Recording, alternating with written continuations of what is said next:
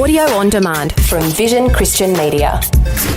Foundations. When one of the scribes came to Jesus, remember, he said to him, "What's the greatest commandment?" When Jesus then said, "Shema, hear, O Israel, the Lord is God, the Lord is one, you love the Lord with all your heart, mind, soul and strength." And then he actually added to it and said, "And love your neighbour as yourself, and on these hang all the law and the prophets." Foundations. Understanding the Jewish foundations of our Christian faith. With Robbo Robinson and Mandy Warby.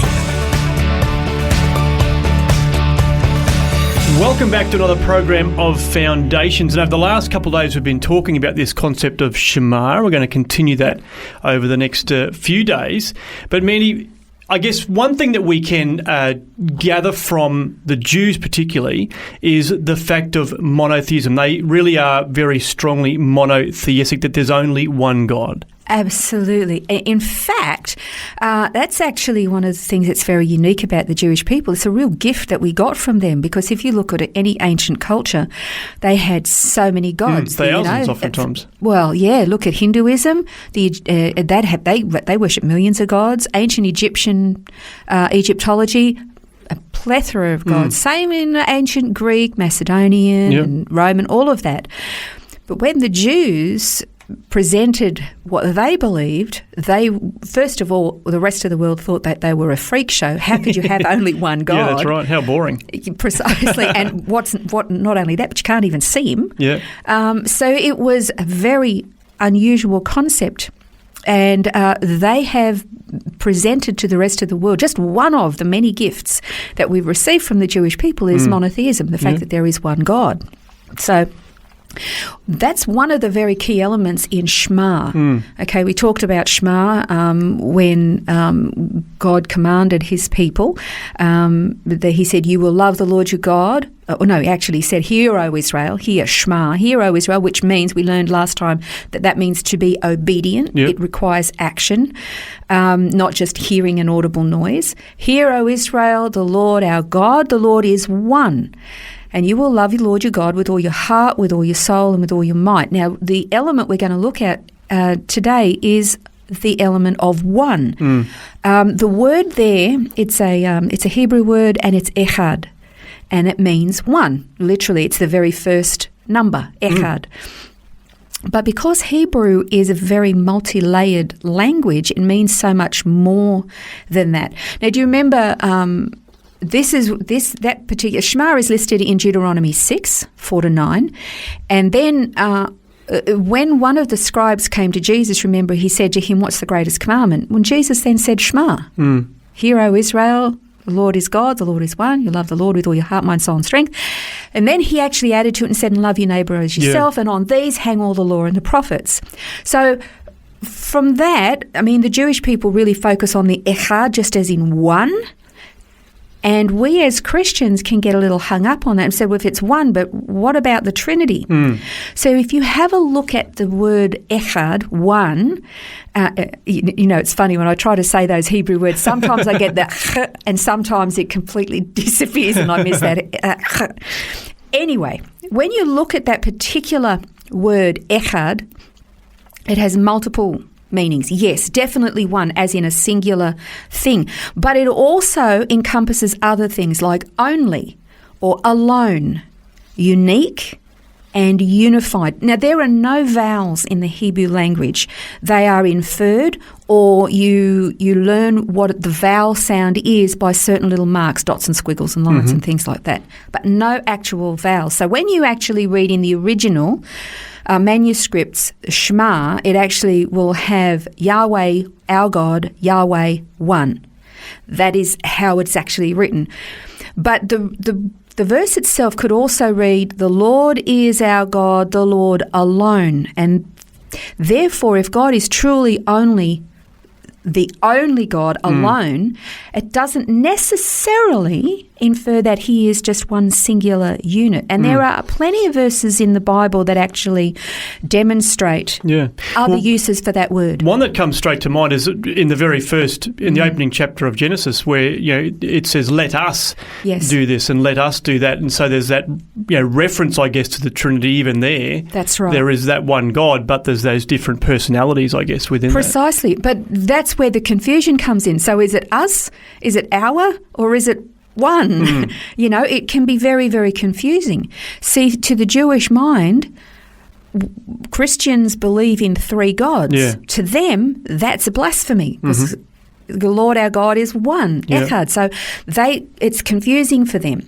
But I want to read just a few other passages or references that actually use the word Echad in different ways. Okay, so in Genesis 1:5, it talks about the first day as being a morning and the evening, the first day. And the word for first is Echad. So that's one, but it's two elements, the evening and the morning. Yeah, right. All right. And then Genesis 11:6 is where you've got all the people of Babel being one. Talks of them being one mind, and the word is Echad. Oh, right. But there's lots and lots of people. Yep. There's not just one person. So they're unified. Exactly. Yeah. Then you've got, if you read in Genesis 40 verse 5, you've got the cupbearer and the baker had dreams on the same night. The word for same is Echad. Again in Genesis 41:25, where it says that they were one and the same, the word again is Echad. It means the same. Exodus 12:46, the word Echad is used to describe the Hebrews eating the Passover in a single night. So the word for single is Echad. The menorah made from a single piece of gold in Exodus 37:22 is the same word, Echad, for the same piece of gold, a single piece of gold. Then the spies who cut down a cluster of grapes in Numbers 13:23. It's saying that it's a single cluster of grapes, but the cluster is made up of many, many grapes. So the word Echad is used for single, same, alone, unified. It all has the same meaning. So when we talk about the complexity of God, and you take that into the context of how God described himself, as you mentioned in the very first verse of Genesis, let us make man in our image. Sorry, not the first verse, but when he was creating man in the first chapter, you kind of go, well, hang on, there's more elements to Echad, to this one. So it doesn't actually exclude the Trinity. When you take, because what we can often do is we take a verse of Scripture and isolate it by itself, and you build a whole doctrine out of that, but you're not supposed to do that. Context. And you take in all the Bible, from the first verse of Genesis to the last verse of Revelation. Jews will take to the last verse of Malachi. You take the whole counsel of God and you see if there are some conflicting things here, you dig a little deeper like this into these particular words, as this, in this case, the word Echad for one, and you go, hang on a second, there's so many dimensions to this. It's not just one as in one singular item or thing. It's much more multi-leveled than that. And you can see that there's absolutely no way that God could be restricted to just that one. He is one God. Yep. A very good example of that, the trio pastors, Phillips, Craig, and Dean. It's three pastors. Yep. One group. Yeah. Three of them stand on there, but that's just one group. It's Phillips, Craig, and Dean. I know that's a pretty poor, weak example, but it kind of makes sense. Another weak example I heard years ago was, I think it was Mike Wonke, one of those Christian comedians that talked about like an apple pie. There's different ingredients. You got the apple and you got the pastry and whatever, but it's all just one pie. But it's all the different ingredients that go in to make it up.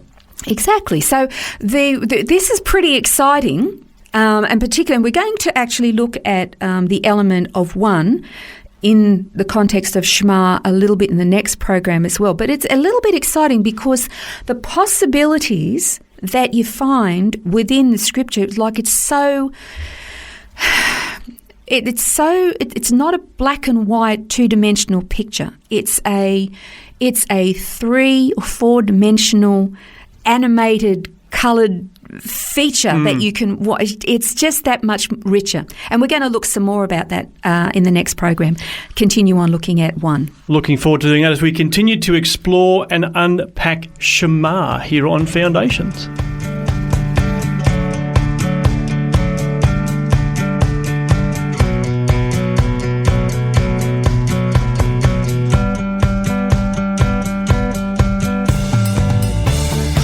This has been Foundations, a look at the Jewish foundations of our Christian faith. For study notes, resources and more, see vision.org.au/foundations. Thanks for taking time to listen to this audio on demand from Vision Christian Media. To find out more about us, go to vision.org.au.